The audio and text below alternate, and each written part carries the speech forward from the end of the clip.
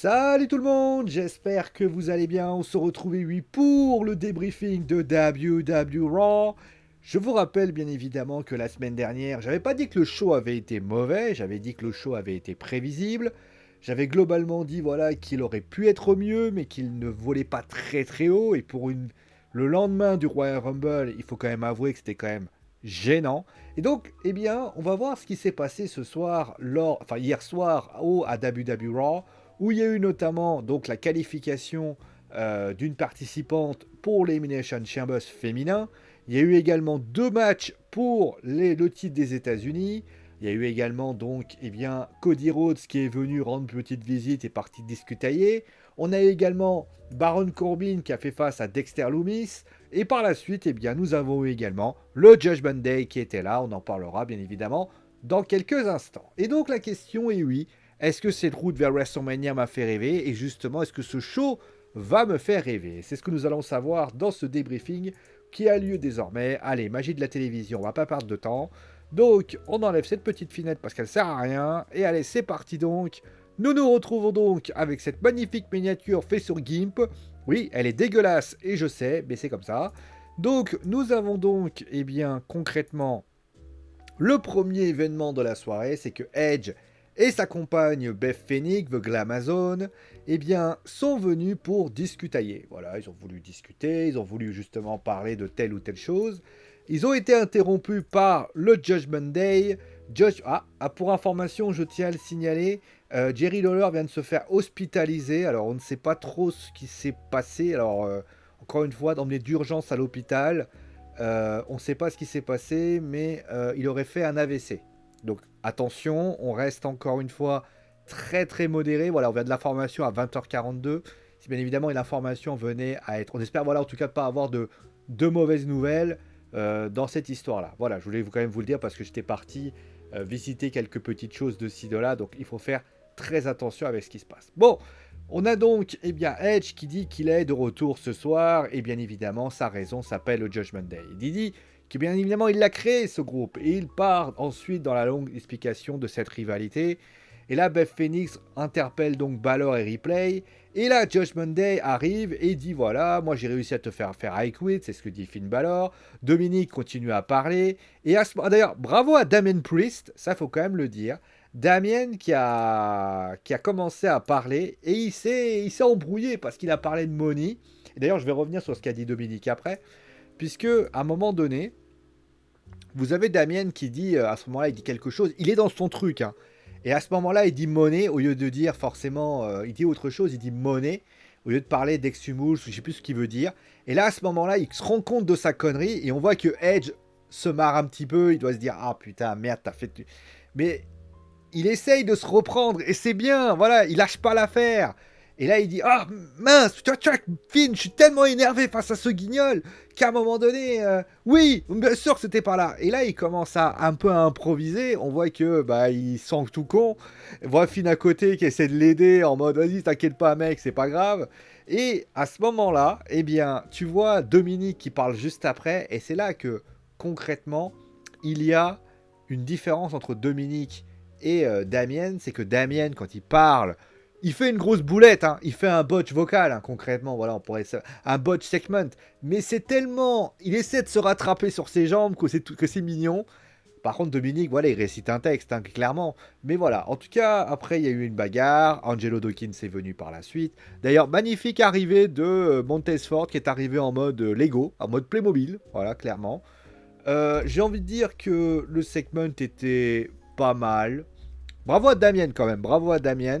Après, il n'était pas non plus exceptionnel, il ne volait pas très très haut, mais on peut être globalement quand même satisfait au vu de ce qui s'est passé, en tout cas, pour ainsi dire. Bon, ensuite, par la suite, il y a eu donc le match de qualification pour, bien évidemment, j'allais dire le Money in the Bank aussi, clairement. Donc, à ce moment-là, on a donc... Ah oui, il voulait parler de l'Elimination Chamber, il s'est trompé avec le Money in the Bank. Damien qui gagne. Ça, c'est intéressant. Voilà. Angelo Dawkins, de toute façon, il pouvait pas y avoir les deux des Street Profits. Ils ont préféré mettre en avant Montez Ford. On en parlera après. Bravo. Beau match quand même des deux côtés. Voilà, le match était sympa. Il y avait quand même certaines certitudes quand même que je pensais quand même que Montez allait, enfin que Damien allait gagner, mais moi je me trompe de nom d'ailleurs, c'est pour dire. Damien allait quand même gagner, c'est ce qui s'est passé. Et au final, bah voilà, le match en tout cas était très très cool. Et la victoire est voilà, tout simplement méritée pour moi, pour ainsi dire. Juste après, on a eu donc le match entre Dexter Lumis et Baron Corbin. Un match qui a vu la victoire de Dexter. Bon, le match en lui-même, il est globalement assez, je dirais, assez anecdotique. C'est plutôt ce qui s'est passé par la suite, puisque Baron Corbin est allé voir JBL pour lui demander, pour lui dire, voilà, qu'est-ce que t'en penses, etc., etc. Et là, JBL lui a répondu un peu de manière un peu sec. Il lui dit, bon, écoute, alors, je t'explique un truc. Comment te dire? Moi, j'ai été le Wrestling God, j'ai fait telle ou telle chose, etc., etc. Il lui dit, moi franchement, ce que tu fais là, ça nuit à ma légende, ça nuit à ce que je fais. Franchement, j'en ai marre. Et là, tu as Baron Corbin qui fait, oui, mais attends, je peux me reprendre, hein, je peux me rattraper, etc. Et là, tu as JBL qui dit, non, j'en ai marre de tout ça. Alors, est-ce que ça veut dire... Ça, c'est intéressant. De toute façon, à un moment donné, dans la semaine, peut-être dans les prochaines semaines, surtout que la semaine prochaine, je suis en congé, donc on aura le temps de plus taper là-dessus. Il va y avoir, à un moment donné, il va falloir parler de Baron Corbin. Baron Corbin, depuis qu'il a perdu son titre de King Corbin, et même pendant son règne de King Corbin, c'est un désastre ce qu'il a. C'est le Elias puissance 2. Parce qu'encore Elias, bon, on voit qu'il a le public avec lui, et je pense qu'il ne faut pas grand-chose pour le réveiller. Par contre, Baron Corbin, c'est une catastrophe. J'ai jamais vu ça. Là, ils l'ont mis avec JBL, ce qui n'est pas une mauvaise idée en soi, parce que JBL, ça reste quand même une personne, voilà, un peu dans le même style. À la fin, tu vois que ça marche pas. Ils ont essayé de remettre le nom de Baron, parce qu'avant, il s'appelait King Corbin, mais ça marche. Happy Corbin, ça marchait pas non plus. J'ai le sentiment que Baron, parce qu'on l'appelle maintenant Baron, depuis qu'il a récupéré cette situation, n'y arrive pas. C'est vraiment gênant. Alors après, je vois écrit Got any advice for Baron Corbin WWE, Pat McAfee Show. Est-ce que concrètement, il va peut-être y avoir quelque chose qui va se passer avec Pat McAfee, je ne sais pas, sachant que je crois que Pat McAfee avait affronté Baron Corbin, je crois, si je ne m'abuse. Mais concrètement, je trouve que la WWE, bah, ils savent pas quoi faire de Baron Corbin. C'est vraiment très gênant. Je ne sais, ils n'ont pas l'air de savoir ce qu'ils veulent faire. Ils ne savent pas comment mettre en place leur stratégie. Et j'ai le sentiment un peu désagréable que... Alors, peut-être que... Soit il y a deux possibilités. Première possibilité, Baron Corbin a tout simplement décidé de changer. Peut-être que ce moment-là va être le déclic pour le faire redevenir The Lone Wolf, le loup solitaire. Mais à ce moment-là, il faudra qu'on m'explique pourquoi il n'est pas devenu The Lone Wolf directement quand Triple H il est venu. Parce qu'il est passé quand même de Happy Corbin à Baron Corbin avec JBL. Pourquoi? À un moment donné, il y avait eu un segment par rapport à ça. Ou alors, la deuxième possibilité, c'est que la WWE ne sait absolument pas quoi faire de lui. Il est globalement sympathique, il fait quelques matchs de ci, de là. Mais là, c'est quand même aussi globalement... Enfin, surtout que ça ne fait pas longtemps, ça va faire 2-3 mois qu'ils travaillent ensemble. Est-ce que JBL peut plus venir? C'est aussi une possibilité. C'est vrai que JBL, peut-être qu'il était là que quelques mois, peut-être pour essayer de relancer et peut-être de lui donner quelques conseils. Et maintenant, il y a autre chose. Mais c'est vrai que JBL, là, vraiment, le départ de JBL, moi, il m'a quand même surpris. Alors après, est-ce qu'il va pas y avoir un truc qui va se passer la semaine prochaine? Parce que, pour info, ce qui s'est passé la semaine dernière n'augurait en tout cas pas ce qui allait se passer cette semaine.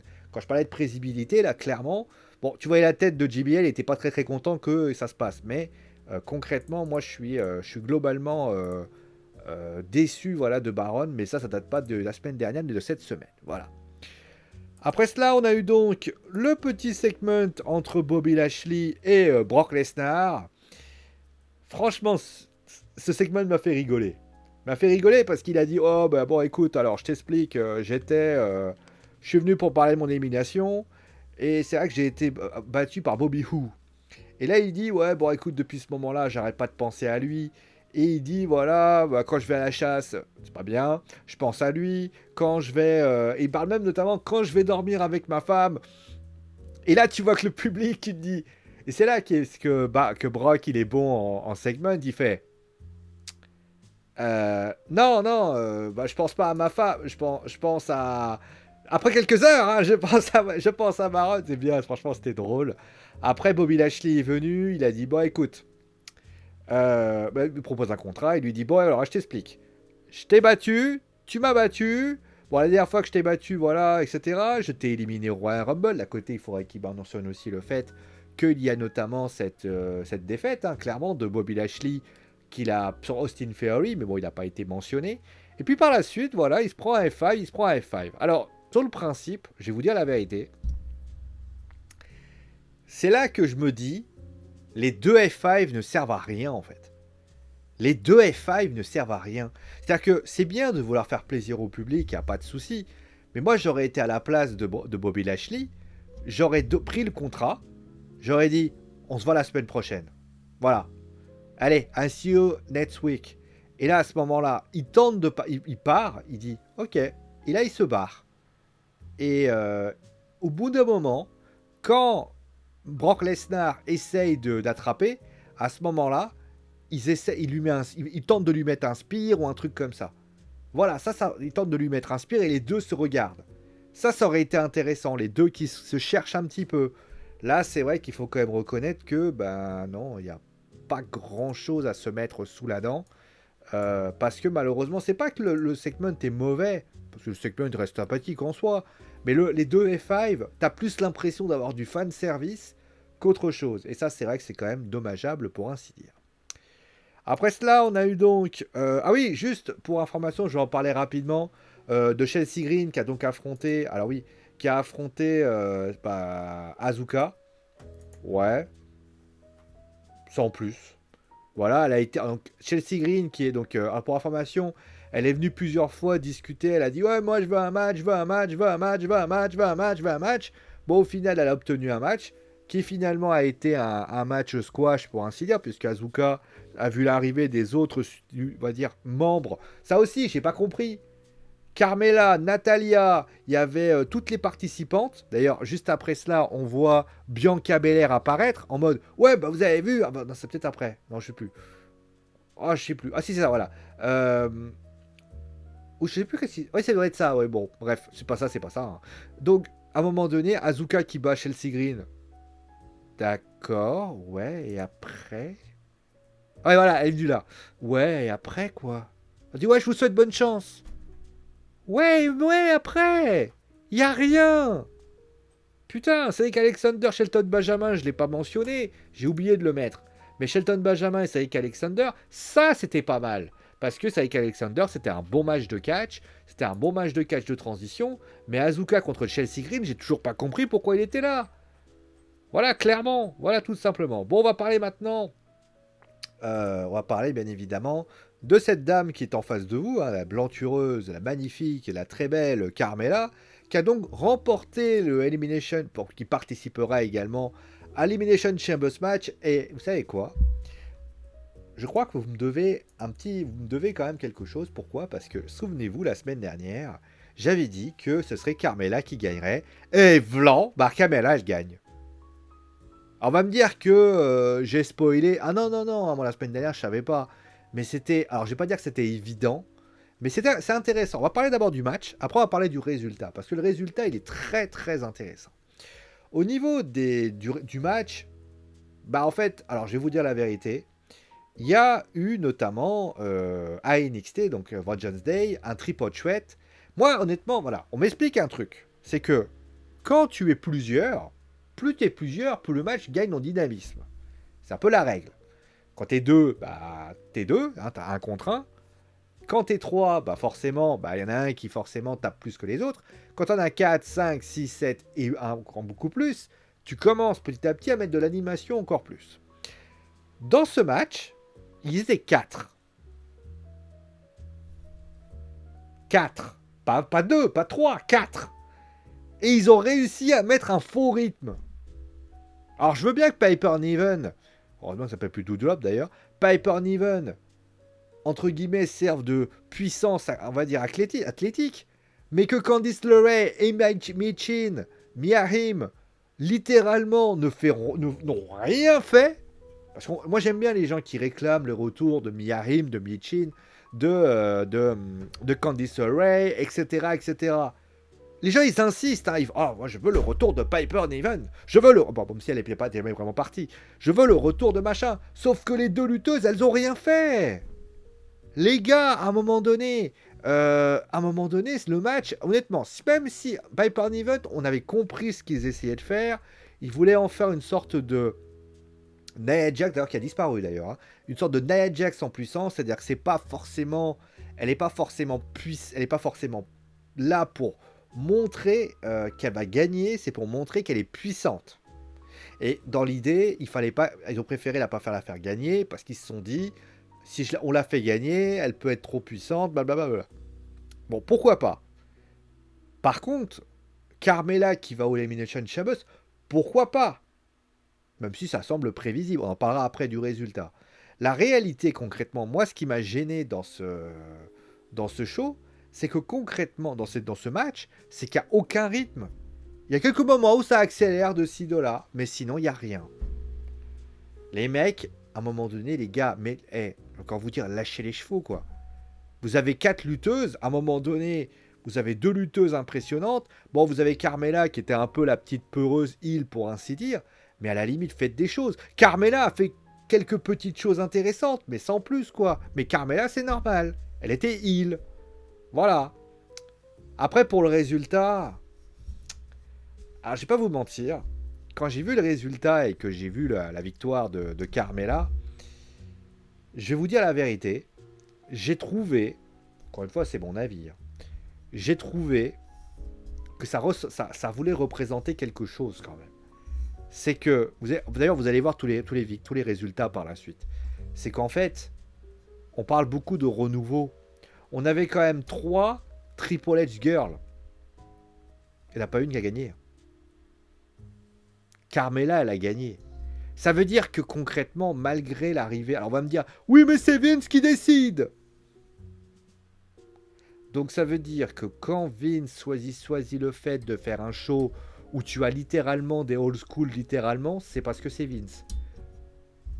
Vous allez arrêter de chercher des excuses à Triple H à tout bout de champ, parce que c'est ce que vous faites, hein, clairement. Hein. Bref. Donc par la suite, on a eu Cody Rhodes qui était là. Hein, Cody. Alors, je vais pas vous mentir. Cody Rhodes qui commence à s'exprimer, etc. Et là, à ce moment-là, on a Paul Heyman qui vient. Et je pense que... Alors, il y a deux lectures à ce segment. Je pense que le segment, au départ, quand il vient et qu'il remercie Paul Heyman de la fameuse ECW, je pense qu'il n'est pas au courant, Paul Heyman. Parce que je vois Paul Heyman qui est en mode... Waouh! Tu le vois, il est en pleurs. Enfin, il est au bord des larmes. Tu vois qu'il commence à pleurer. C'est qu'à un moment donné, il sait, Paul Heyman, que là, c'est hors script. Après, pourquoi ils sont partis sur le hors script, je ne sais pas. Là, je ne sais pas, honnêtement. Mais, en fait, sur le coup, je me suis posé une question. J'ai dit, pourquoi tu dis ça, Cody? Pourquoi tu dis ça? Pourquoi tu parles de Paul Heyman, de Dusty? Qu'est-ce que ça a à voir là-dedans? Après, il y a une histoire de famille. Mais, pour ainsi dire, la famille, dans cette histoire, est-ce vraiment utile de parler de Dusty, de remercier Paul Heyman? Je ne suis pas certain. Et là, par la suite, alors, est-ce que c'était volontaire ou involontaire? Tu vois Paul Heyman qui se reprend, et il commence à dire, ah non mais tu sais, Dusty, il a beaucoup aidé pas mal de gens. Il fait mention notamment de Seth Rollins, il a fait notamment mention de Becky Lynch, etc., etc. Et là, à ce moment-là, il y a notre cher Paul Heyman qui dit cette phrase, et je trouve qu'elle est tellement bien placée. Il te dit, tu sais... Dusty m'a dit un jour, avant qu'il s'en aille, les dernières phrases, il m'a dit que tu étais son fils préféré. Et là, parce que là, c'est un connard ce qu'il dit, hein, mais tu n'es pas le fils, Roman est le fils qu'il a toujours voulu avoir. Et là, tu te dis, Si le mec, il voulait arriver jusque-là, et là, Cody arrive devant Polyman, Cody Capper, et là, tu vois Cody qui regarde et qui dit « Moi, j'essaie de faire un match de catch. Hein. J'essaie de parler juste de catch. Par contre, toi, vous avez l'intention de vouloir faire ça de manière personnelle. Alors écoute, voilà, et après, il parle de ça. C'est intéressant, parce que j'ai l'impression qu'on a... Alors, Wrestling in One, Loyal Family. Je pense que Cody veut essayer de faire un match de catch. Moi, j'ai le sentiment, attention quand même, hein. Cody, pour le moment, je dis bien pour le moment, il fait du John Cena. Il fait du John Cena pour l'instant. J'espère que la WWE veulent pas faire de Cody Rhodes un John Cena bis. C'est-à-dire le mec, parce que à la AEW, ils ont essayé de faire un truc comme ça. Hein. Ça a complètement foiré. Hein. Le public s'est retourné envers Cody. Alors là où Cody a joui quand même d'une certaine popularité encore, c'est notamment sa blessure au muscle pectoral que tout le monde a vu. Et tout le monde a dit « Waouh, c'est impressionnant ». Donc ça, il y avait quelque chose. Le truc, c'est que si Cody refait du John Cena, et notamment fait ce qu'il a fait à la AEW, il ne s'en sortira pas. Il faut que Cody fasse du Cody. Et Cody, là où il est meilleur, alors certes, quand il fait ça, il est heel, c'est American Nightmare, le cauchemar américain. Justement, pourquoi il a par rapport au American Dream, c'est tout simplement, va sur toi, tu veux pas rentrer dans le dossier familial, bah, n'hésite pas à rentrer dans le dossier familial de Roman, parce que si Dusty a connu, toi t'as connu, enfin, si Dusty, voilà, comme ça, si Dusty a connu les parents, Polyman a connu Dusty, on va faire des choses comme ça, et Cody a dû connaître Polyman, et plus important que ça, Cody a dû connaître la famille samoane de Roman Reigns. Donc ne pas hésiter à rentrer dedans, à dire voilà, moi, pendant que toi t'étais là, moi j'ai connu un certain Afasika, un certain Rikishi. Ne pas hésiter à rentrer dedans, parce que pour l'instant, alors certes, le final est quand même assez intense, et honnêtement, on est bien content de ça, mais de vous à moi, j'ai trouvé que c'était globalement... attention, là, je suis dans une expectative, je suis vraiment dans une certaine curiosité, mais dans cette curiosité, il y avait quand même des choses intéressantes à raconter, et Polyman a bien géré quand même le final. Même Cody a trouvé que c'était bien, parce que lui, il reste dans son personnage, et ça, on peut pas lui enlever. Mais attention à ne pas faire du Cody Rhodes AEW qui n'a pas marché du tout, pour ainsi dire. Après cela, on a eu donc la victoire de Montez face à Elias. Je vais vous dire la vérité, honnêtement, ça a été globalement anecdotique de mon point de vue. Je sais pas qui va gagner ce Elimination Chamber, mais tu as quand même le sentiment qu'il y a Seth Rollins qui est là, qui met un peu l'ambiance. Mais à part Seth Rollins, le reste, ça reste quand même un peu léger. Parce que tu as quand même, excuse-moi, hein, Austin Theory, Seth Rollins, Montez Ford, Damien Priest. Il reste des deux. Bah, vous voyez, je ne me souviens même plus de qui avait gagné. Il y a Bronson Reed. Et le dernier que j'ai oublié. Bon, vous vous en souviendrez mieux que moi. Après, c'est pour le titre des États-Unis, ça c'est clair. Mais concrètement, voilà. Mais après le match, pour le match, je l'ai trouvé assez intéressant. Voilà, j'ai trouvé globalement intéressant. Et je me dis que, bah voilà, le match était sympa. Après, Elias qui perd, ça commence à devenir un peu beaucoup. Mais bon, écoutez, voilà pour ainsi dire.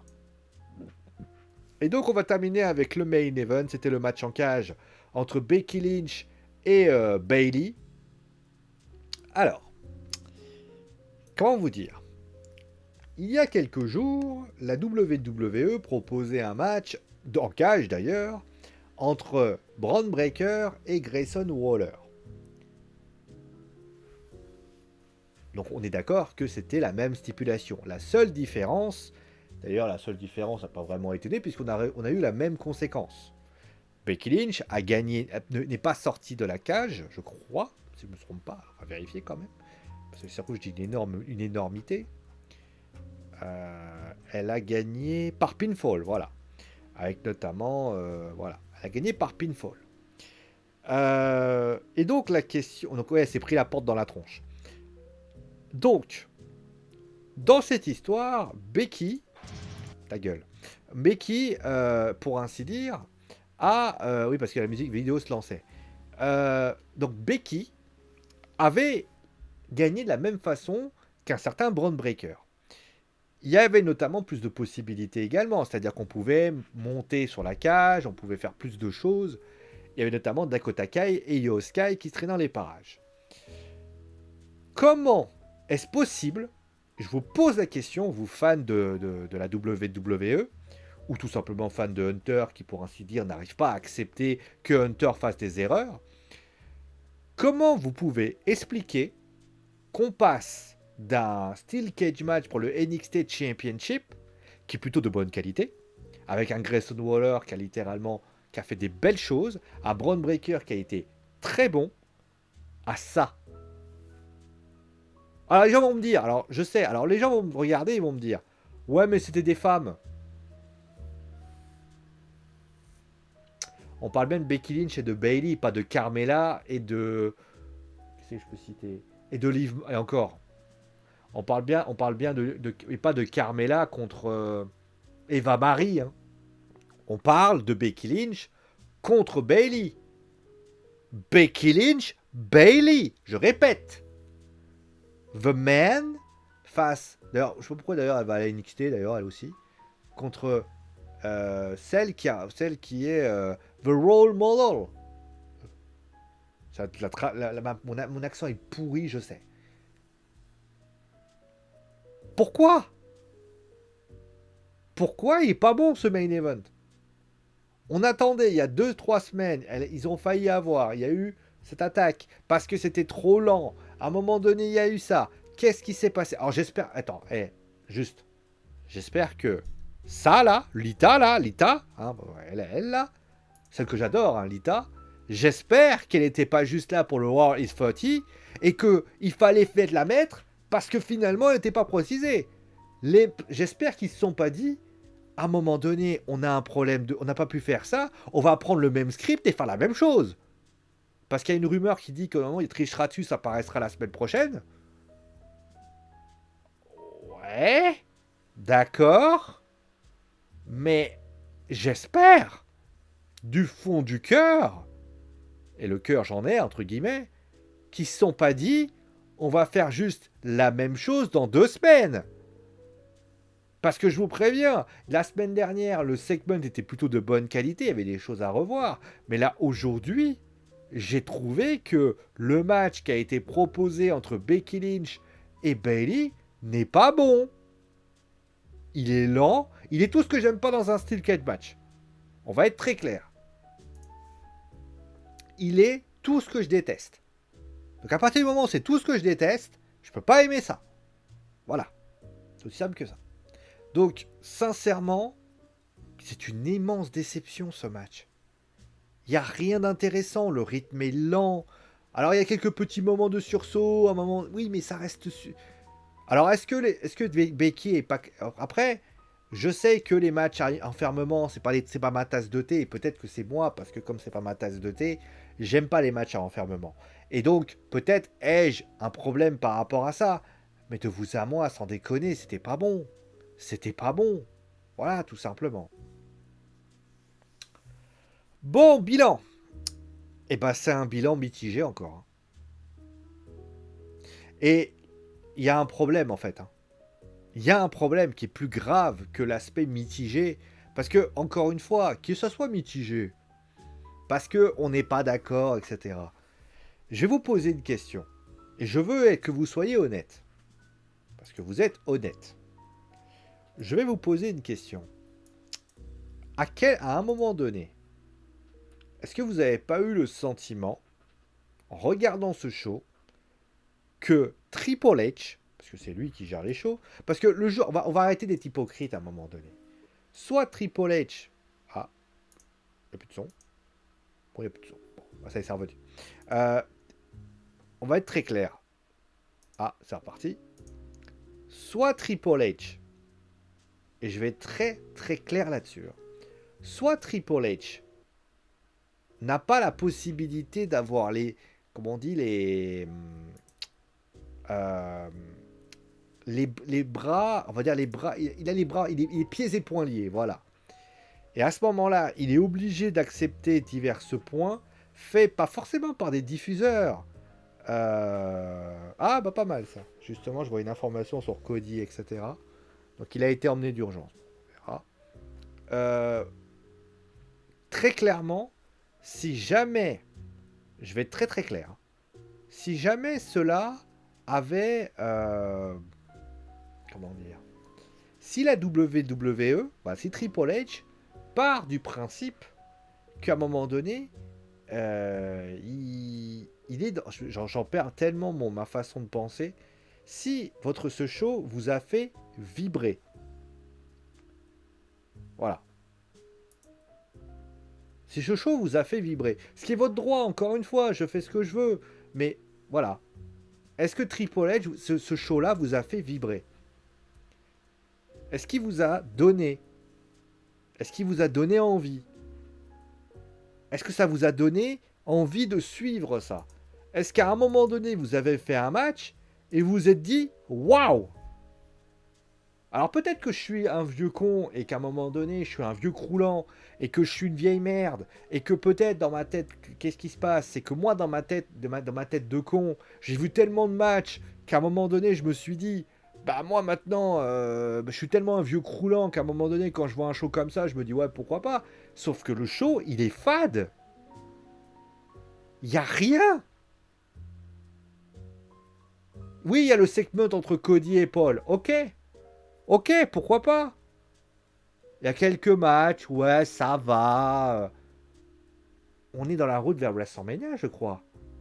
Si la route vers WrestleMania, vous vous contentez du ça va, c'est que vous avez rien compris. Alors je sais que certains, pour défendre Triple H, parce qu'il faut défendre Triple H, parce que Triple H, à un moment donné, il va falloir qu'on m'explique pourquoi vous le défendez à un moment donné. Hein. Parce que moi, vous savez, moi je défends pas Triple H, je défends personne. Mais vous avez besoin d'être pro ou anti quelque chose. Bon, tant bien vous fasse, hein, vous faites ce que vous voulez. Hein. Si vous avez besoin d'avoir une appartenance pour vous sentir impressionné et impressionnant, c'est votre droit. Moi, je suis pas là pour ça. Mais de vous à moi, quand je vois par exemple des commentaires du style « Encore un show réussi de la part de la WWE », tu fais « Non ! Le show est pas réussi !» Un show réussi. On est dans la route vers WrestleMania, bordel. Si c'est la route vers WrestleMania, cette route vers WrestleMania devrait te donner envie. Alors, certains me diront, oui, mais on est au début. Et alors? Et alors?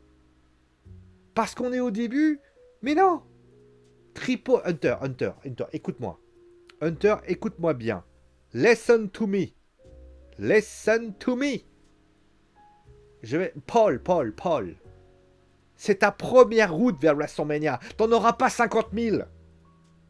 Tu as le vieux croulant qui t'attend, qui regarde ce que tu fais, qui est en train de dire « Écoute, mon petit gendre, fais ce que t'as à faire. Si tu lâches pas les chevaux, mais tu vas te faire défoncer. » Alors, est-ce que c'est, pour information, peut-être que en réalité, tu es pieds et poings liés. Peut-être qu'on te demande de faire des choses. Peut-être que tu as quelqu'un qui te dit que tu peux pas faire ce que tu fais. J'en sais rien. Explique-moi pourquoi dans ce show que tu viens de proposer, il n'y a que des légendes. Edge, Beth Phoenix, Brock Lesnar, Lita.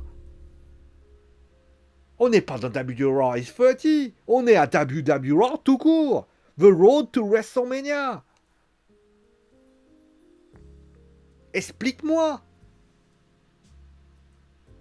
T'as des idées, t'avais des idées au début avant que je me décide de faire ma petite pause, je regardais un petit peu, je voyais c'était sur Avengers Series, je voyais Extreme, je voyais des choses, il y avait des qualités, il y avait des idées. Elles sont où tes idées? Pourquoi tu nous fais du Vince? On n'aime pas Vince. Là tu nous fais du Vince. Pourquoi?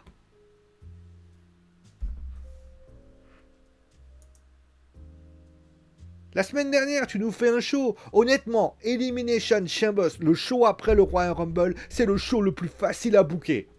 Tu fais des matchs à élimination, tu fais des matchs de ouf. Avant, regardez, même un exemple. Triple H, il y a quelques mois, savait maîtriser les 3 heures. Il arrivait toujours à faire en sorte que les 3 heures étaient forts. T'étais hypé par ces 3 heures. À chaque fois, moi, je regardais, je dis, ah ouais, quand même. Et là, il arrive même plus. Il n'y arrive pas. Pourquoi? Tu fais un match entre Montesford et Elias. D'accord. Mais mets le feu. Tu fais un match entre Becky Lynch et Bayley. C'est digne d'un pay-per-view. Tape dedans. Tu fais un segment avec le Judgment Day, Edge, Beth Phoenix. Tape dedans. Cody, Paul, c'était bien. Aïe, je vais faire mal à force. En fait, je me fais mal à cause de toi. T'avais un match entre Corbin et... comment il s'appelle Dexter Loomis. Bon, ok, pourquoi pas. Azuka contre Chelsea Green, à quoi ça a servi? Tu veux faire quoi de Chelsea Green qui perd toutes les 4 secondes? Putain, si t'as pas une idée avec Chelsea, autant... On dirait Steve Stratton ou je sais plus qui, là, Esladon, ou je sais pas comment elle s'appelle, là, la Britannique, là, j'ai oublié le nom, là, qui venait affronter... Enfin, pas...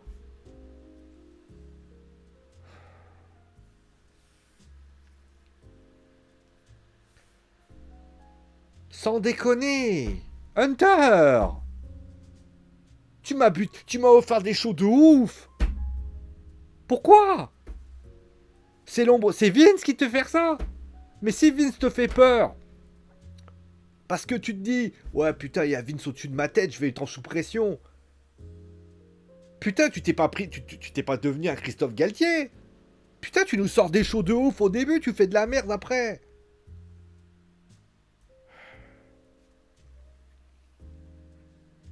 Réveille-toi, Hunter.